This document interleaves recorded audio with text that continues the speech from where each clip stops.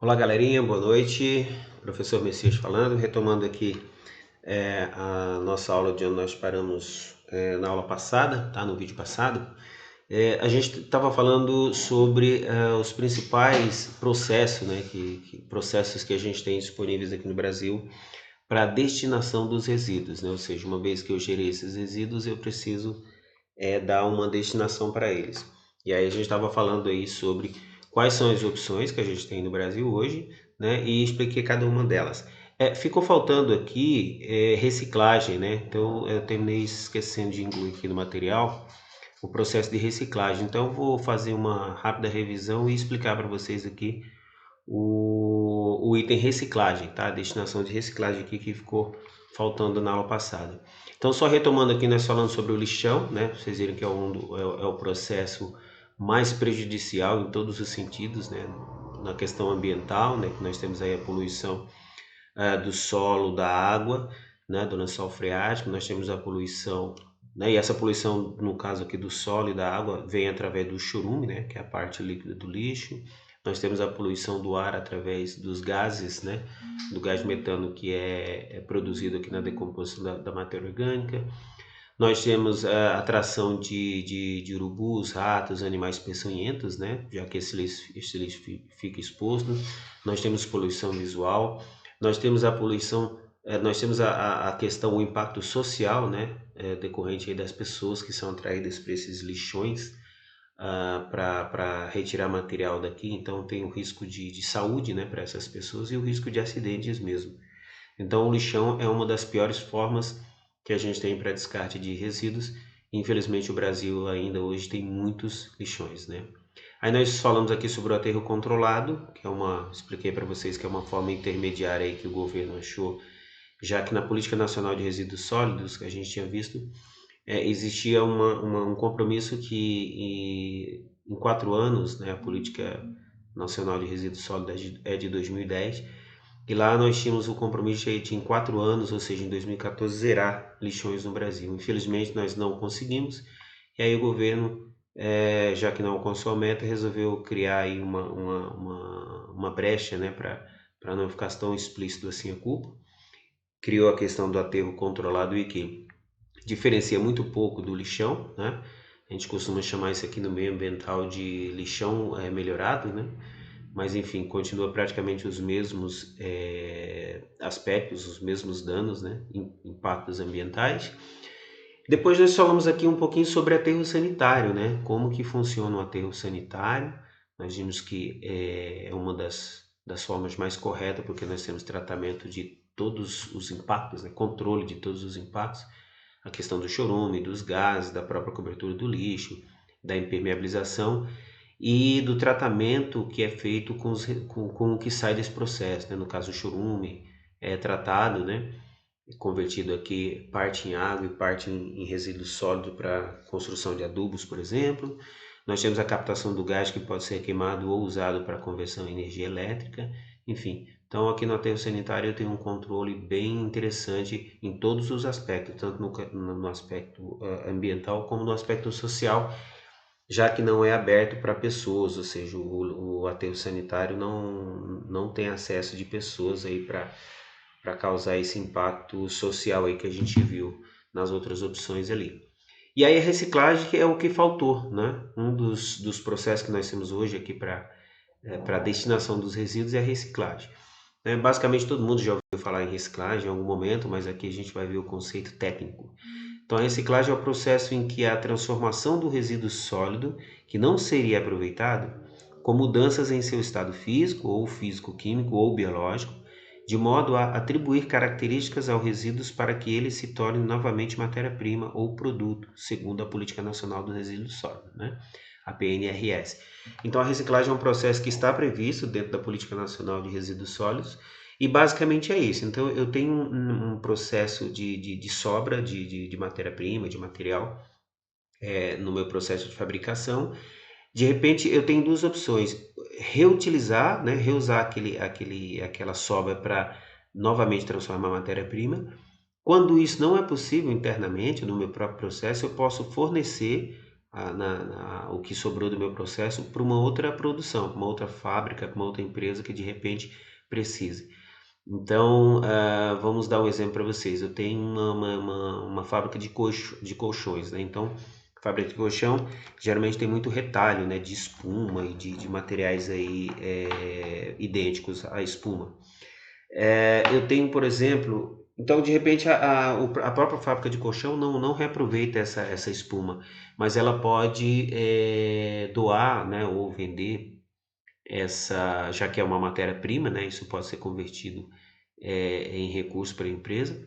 Ela pode vender esses retalhos para uma fábrica, por exemplo, de travesseiros, que já usa aqueles retalhos para fazer travesseiros, ou algum componente que usa espuma. Então eu estou reciclando, eu estou dando uma outra finalidade para aquela minha sobra, né? Então a gente não chama nem de lixo, a gente chamaria essa sobra de subproduto, né? O que sobrou do meu processo, eu não consigo reaproveitar internamente, mas eu consigo mandar, ele serve como matéria-prima para outro processo, para outra fábrica. Então, esse é a reciclagem, tá? Um processo bem bacana, bem interessante, porque eu não tenho descarte do resíduo na natureza. É interessante a gente entender que a reciclagem, ela está dentro do sistema 3Rs, né? Que é reduzir, reutilizar e reciclar. E notem que, no caso, a reciclagem, ela está por último aqui dentro desse processo. Então, a primeira opção nossa em relação a gestão de resíduos é pensar no sistema 3R, que é o que? Reduzir. Eu preciso pensar primeiro em reduzir a quantidade de resíduos que eu gero, melhorando processos, otimizando processos, máquinas, equipamentos, enfim, melhorando o layout da fábrica. Então eu tenho que primeiro tentar reduzir a quantidade que eu gero de resíduo. Então eu posso fazer isso de várias formas. Quando aqui não surtiu efeito, eu posso reutilizar, ou seja, aquilo que sobra do meu processo eu posso tentar dar uma outra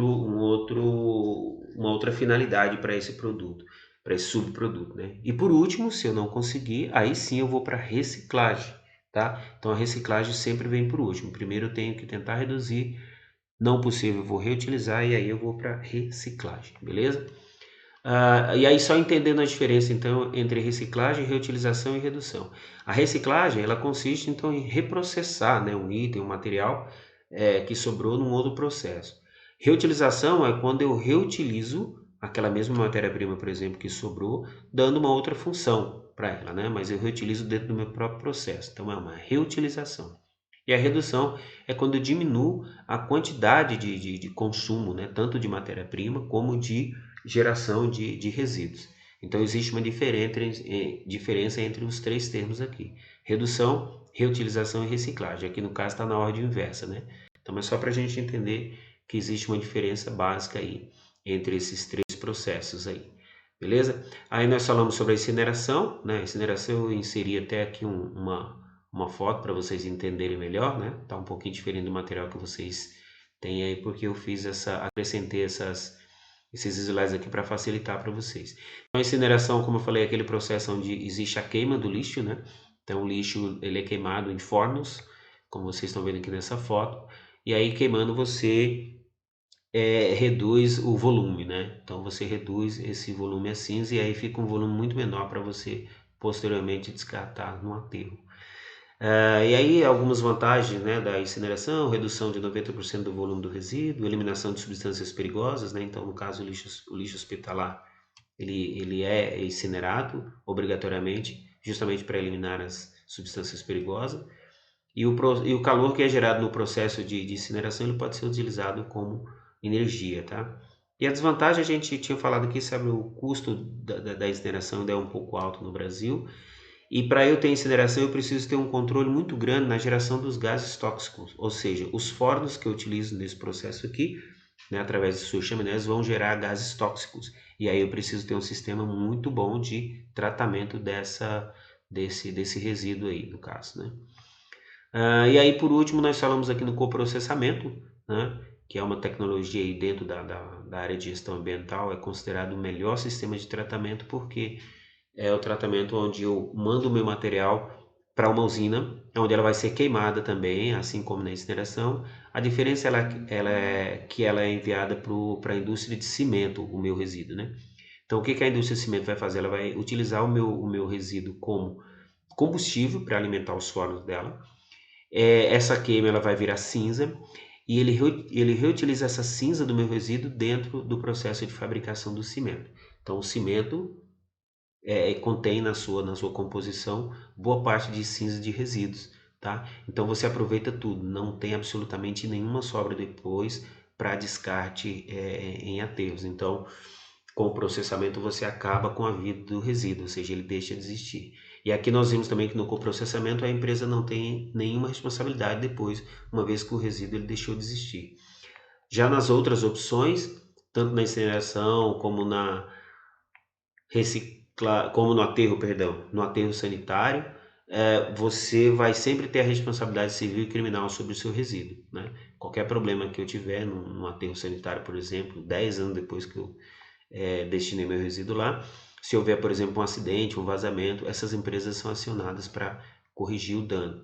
Aqui no coprocessamento, então, além da questão ambiental, ou seja, não gera nenhum tipo de contaminação para o meio ambiente, eu ainda vou deixar de ter esse problema legais com o resíduo, né? Eu deixo de ter responsabilidade sobre ele. Bom, então o coprocessamento é o sistema mais interessante aí que a gente tem em todos os aspectos na questão da destinação de resíduos, tá bom?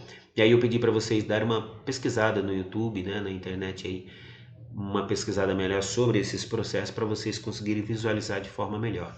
Coloquei também aqui, acrescentei no material de vocês uma foto aí do coprocessamento, né? Basicamente é assim, uma indústria de cimento, ela recebe o seu material, o seu resíduo, vai queimar, esse material vai passar por algumas fases de queima até ser transformado numa cinza que vai ser depois misturada ao cimento, tá bom? Então, basicamente, esse processo é isso. Aqui uma lista de resíduos que podem ser mandados para coprocessamento. Não são todos os resíduos, né? Eles dão preferência a resíduos que tenham um grande poder calorífico, uma vez que eles vão ser usados como resíduo, né? As vantagens do coprocessamento, eu já falei para vocês, são muitas, né? Tanto na parte econômica como na parte ambiental, tá? E a legislação no Brasil, que trata da questão do coprocessamento, nós temos basicamente essas três aqui, tá? Uma resolução federal do CONAMA, que é o Conselho Nacional de Meio Ambiente, tá? De 99, nós temos essa outra resolução do CONAMA que fala sobre o sistema de tratamento térmico, ou seja, especificamente dos fornos que vão fazer esse coprocessamento, tá? E a outra resolução CONAMA 258/99. Então, essas resoluções são só para referência para vocês, não precisam se preocupar com ela, porque elas são mais específicas para quem trabalha diretamente na área, beleza? Então, no próximo vídeo, a gente vai começar a falar sobre poluição atmosférica e essa aula nós terminamos por aqui, tá bom? Um abraço a todos.